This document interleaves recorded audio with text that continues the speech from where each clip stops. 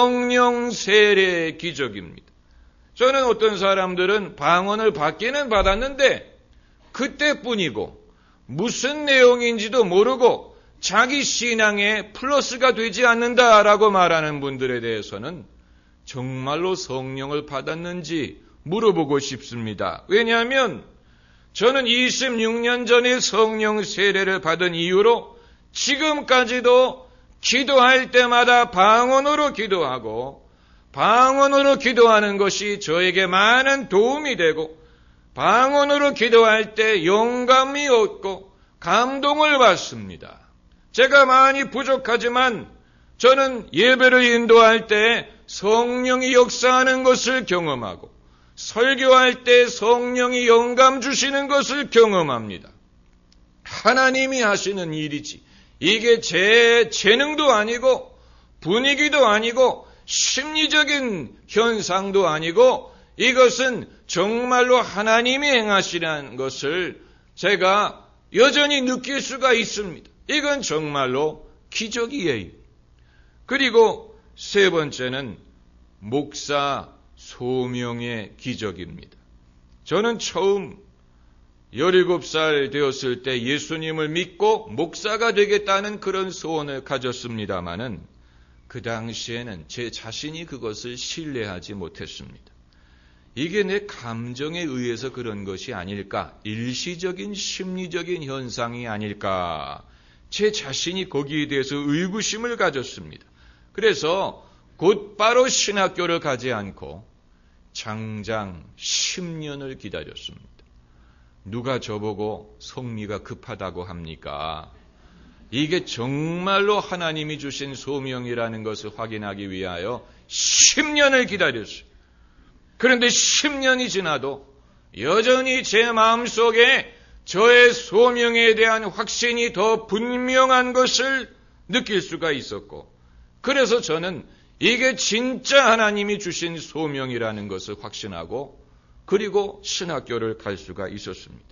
그렇게 해서 제가 목회자의 길에 들어선 지 20년이 됐지만 제 마음속에는 이 소명에 대한 확신이 사그라들지 않고 여전히 횃불처럼 타오르고 있습니다. 이것은 하나님이 행하시지 않으면 사람의 의지로 될 수 있는 게 아니고 소원으로 되는 것이 아니고 심리적인 것이 아니고 분위기에 의한 것이 아니에요.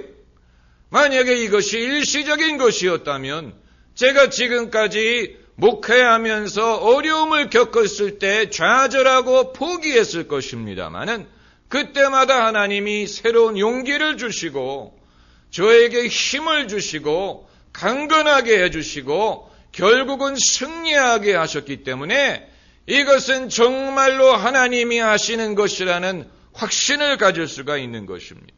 다만 남에게 권장하고 싶지는 않아요. 왜냐하면 이건 본인이 믿지 않으면 어느 누구도 남에게 너도 목사하라 라고 권해서 되는 것이 아니기 때문입니다. 각 사람이 정말로 믿음을 가지고 소명에 대한 확신이 있어야지. 그게 아니고 엄마가 시키고 할아버지가 시키고 목사님이 신학을 하라고 하고 이런 식으로 할 수 있는 것은 아닙니다. 사도 바울이 다메섹으로 가다가 예수님을 만나서 교회를 핍박하던 사람이 교회를 섬기는 사람이 되는 것처럼 이와 같이 주님이 부르신다는 확신이 있어야 이 일을 끝까지 감당할 수가 있기 때문이에요. 여러분, 마귀가 하고자 하는 일은 하나님의 기적을 허비하게 하는 것입니다. 허비하게 하는 것입니다. 마귀는 첫째는 우리가 하나님의 기적을 경험하지 못하도록 방해를 합니다.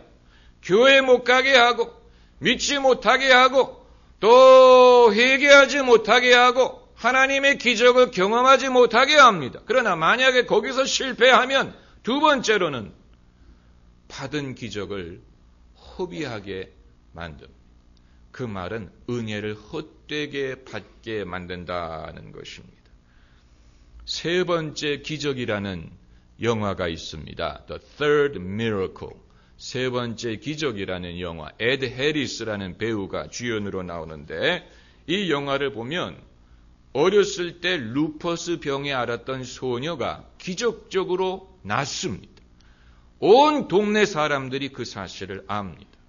루퍼스에서 기적적으로 나았어.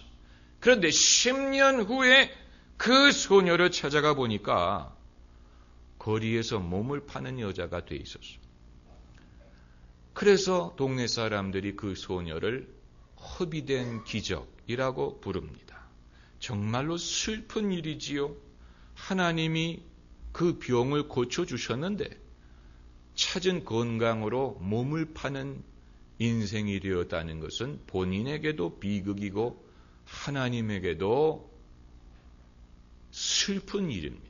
아마 이런 일을 통하여 마귀는 하나님에게 대들려고 할 것입니다. 거 봐라. 당신이 아무리 사람들에게 은혜를 주고 사랑해 주어도 사람들은 빤합니다. 사람은 그런 존재입니다. 하나님, 사람을 믿지 말고 당신이 하는 일은 실패했습니다. 이런 식으로 마귀는 하나님에게 대들기를 원할 것입니다. 인간은 당신이 그렇게 사랑을 베풀 만한 대상이 되지 못합니다. 예수님이 하신 일은 헛됩니다. 이런 식으로 하나님을 부정하고 예수님의 공로를 부인하려고 할 것입니다.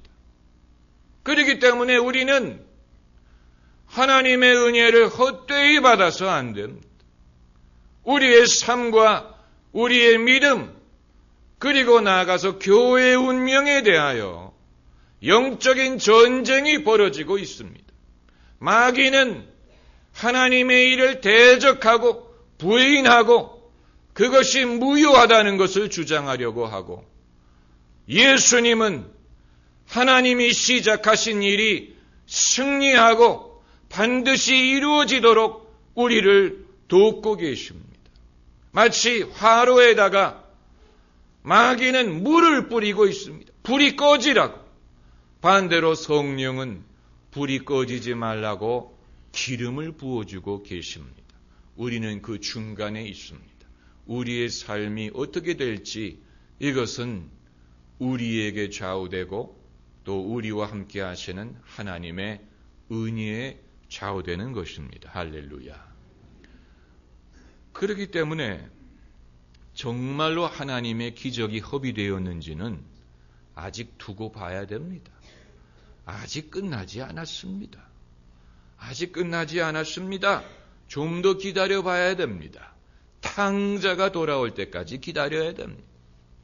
베드로가 회개할 때까지 기다려야 됩니다. 니느웨 성 백성들이 회개할 때까지 기다려야 됩니다.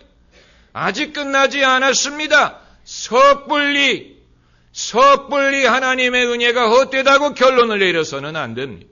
섣불리 하나님의 기적이 허비됐다고 결론을 내려서는 안 됩니다. 섣불리 인간의 믿음이 좌절됐다고 결론을 내려서는 안 됩니다. 기다려야 됩니다. 아직 끝나지 않았습니다. 하나님의 은혜는 두고두고 역사하는 힘이 있습니다.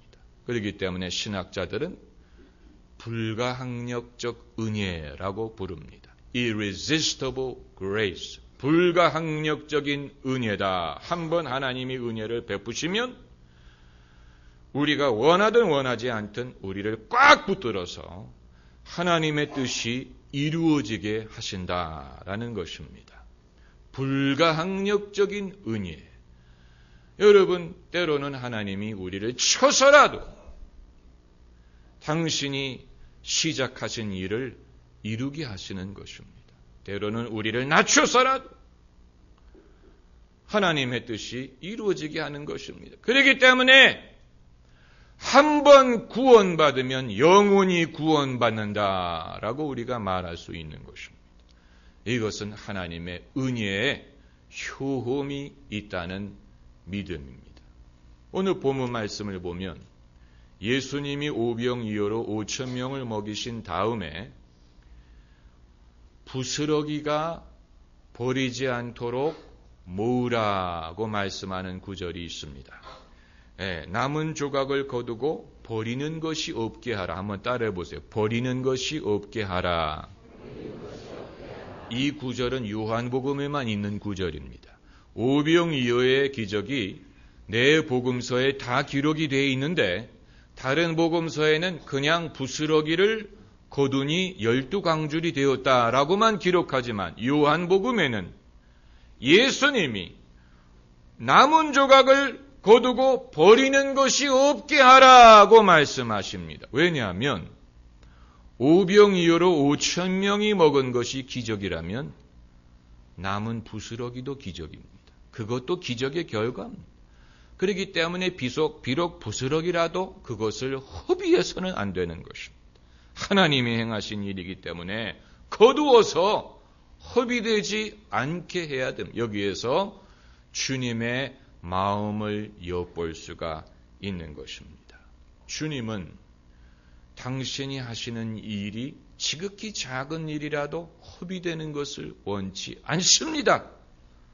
그리고 진짜 주님이 하시는 일이라면 시간의 검증을 견딜 수 있습니다. 시간의 검증을 견딜 수 있습니다.